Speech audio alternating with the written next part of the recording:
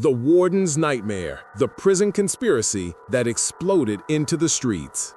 The screaming started before sunrise. Officers ran through the long concrete hallway toward the Warden's office, shouting that there had been another shooting outside the prison, another attack linked to a phone call made from inside his own facility. Warden Harold Bennett stared at the security monitors, his hands shaking. He had seen crime spill outside prison walls before, but this time it felt different. This time, the target was someone close to the prison itself. A local store owner had been shot minutes after receiving a threatening message traced back to a contraband phone inside the facility.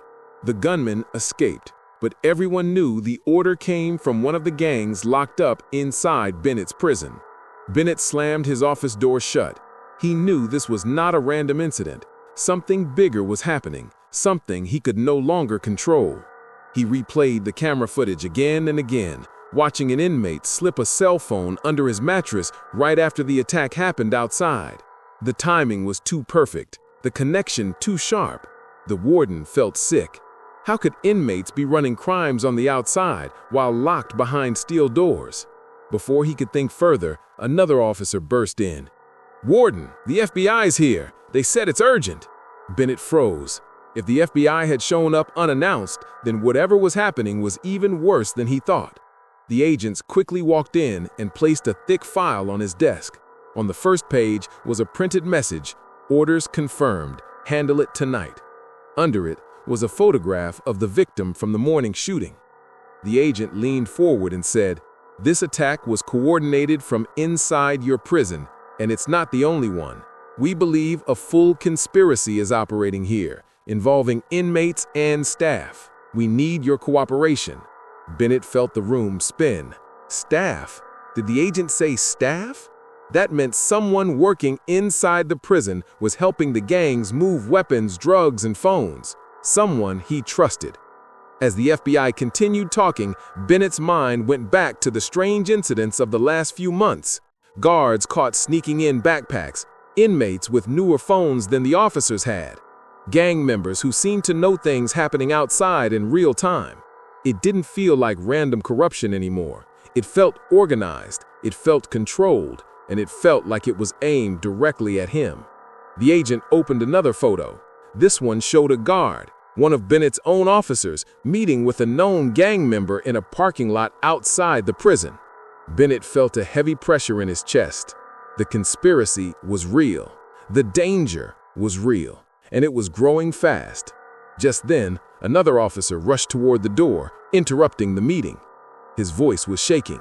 "Warden, you need to see this. Another message just came in. They're threatening someone connected to the prison again." Bennett stepped into the hallway, feeling a sense of fear he had never felt before. He reached for the printed message the officer was holding. His eyes widened as he read the words, "You're next." The hallway felt colder. The buzzing lights above him sounded louder.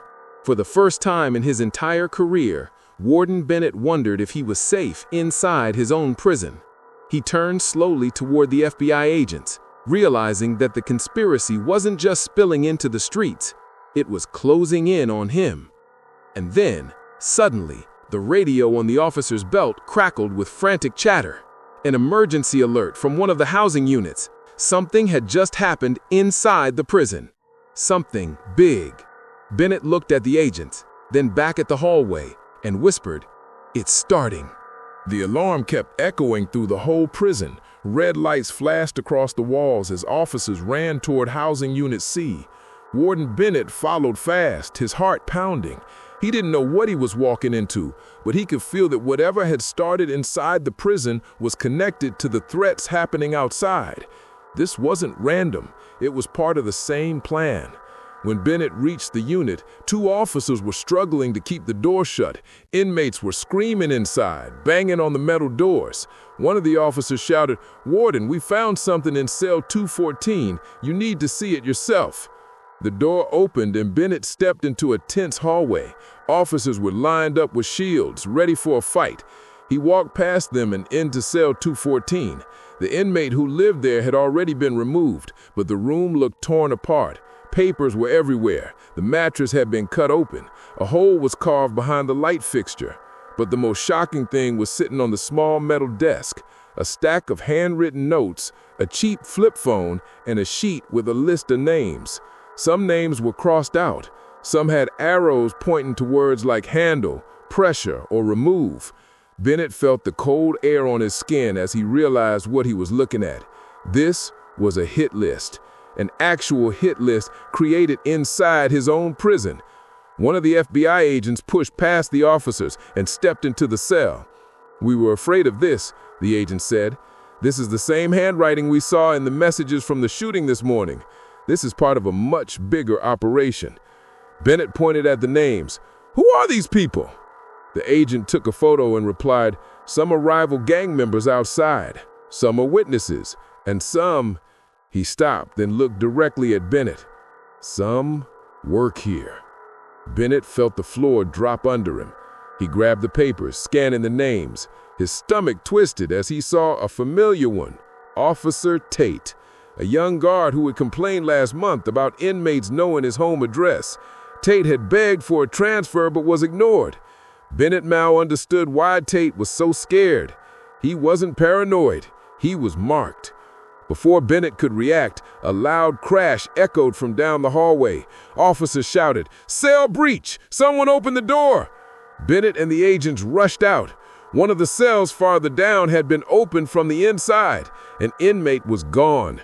No one had opened it. No officer had pressed the switch. The door log showed nothing. The FBI agent whispered, "Inside help again." Bennett felt a surge of anger. Someone on his staff had opened that door remotely.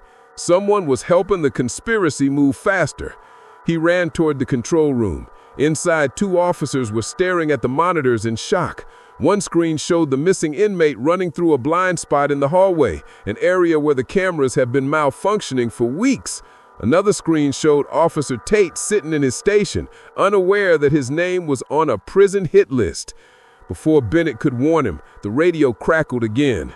A shaky voice said, "We have a problem outside the perimeter fence. Someone was just spotted running into the woods. We think it's the escaped inmate." The FBI agents ran toward the exit, shouting orders into their radios. Bennett stayed frozen for a moment. Everything was now happening at once. A hit list inside, an escape outside, dirty officers helping, and a shooter still out there following orders from the prison.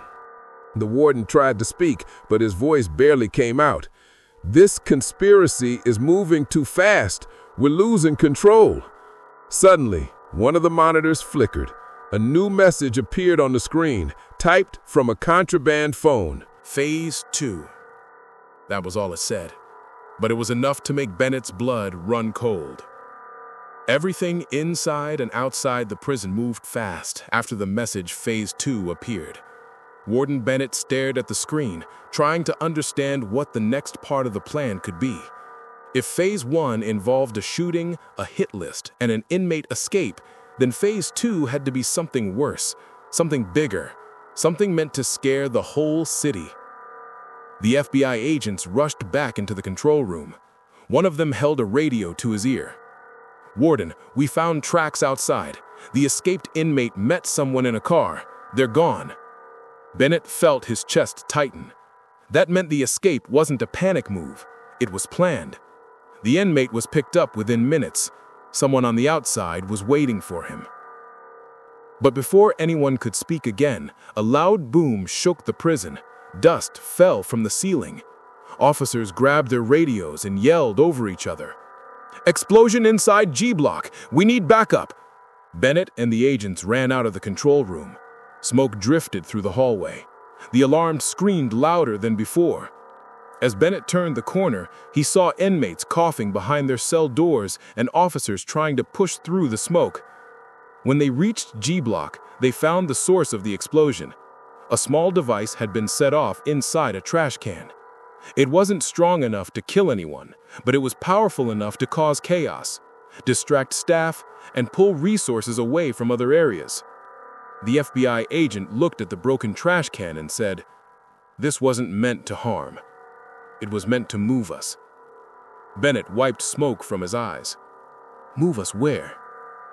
The agent pointed down the hall, away from the contraband hub, away from the communication lines. They used the blast to cover up digital activity. Right away, Bennett realized the truth. Phase 2 wasn't violence, it was cleanup. The gang needed to erase evidence before the FBI could trace it. Someone inside the prison used the explosion to hide the fact that phones, notebooks, and SIM cards were being destroyed in different cells. The conspiracy was erasing itself. When they reached the contraband storage area, their worst fears were confirmed. The door had been forced open. Boxes of seized phones were on the floor. Some were smashed, some were missing. A guard, one Bennett had known for years, was sitting in a corner with his head in his hands. He had been tied with cable ties. The agent lifted the guard's chin. "Who did this?" The guard shook as he whispered, "I don't know their names, but they told me not to fight. They knew the cameras were down. They said this was the last step. They said after this, no one could trace the orders." The FBI quickly moved to secure the area, but Bennett stood still. He felt both angry and defeated. So many criminals and corrupt staff had worked together for so long, and the plan had gone deeper than anyone understood. The gang inside the prison controlled crimes outside. They controlled guards. They controlled phones. And now, even with the FBI inside the building, they were still one step ahead. Then Bennett's radio crackled again. "Warden, we found something in the laundry room." Bennett rushed there with the agents. In the far corner was a small envelope taped under a metal table. The agent opened it carefully. Inside was a single piece of paper with 4 words written in messy handwriting. "This is not over." Bennett felt the weight of the message settle on his shoulders. They caught some corrupt officers. They uncovered the hit list. They stopped part of the conspiracy.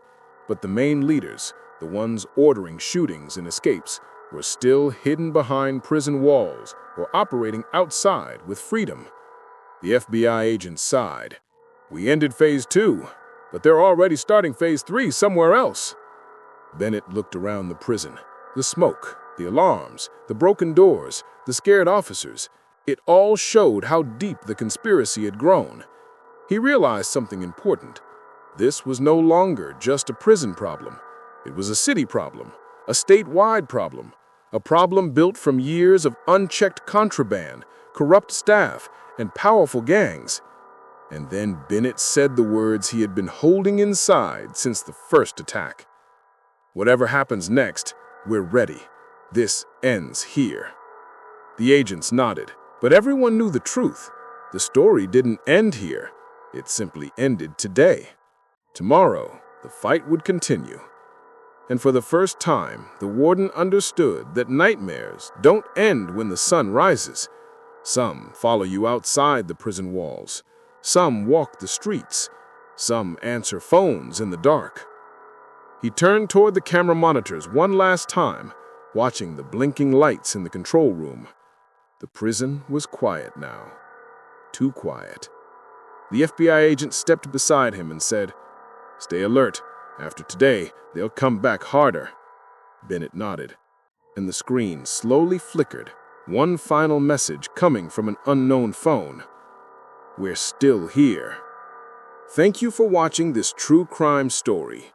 If you want more real investigations like this, don't forget to subscribe, like the video, and turn on the notification bell so you never miss a new upload. Which shocking true crime case should we cover next? Comment below and let us know. Your suggestion could be the next documentary we release. Stay safe, stay aware, and we'll see you in the next story.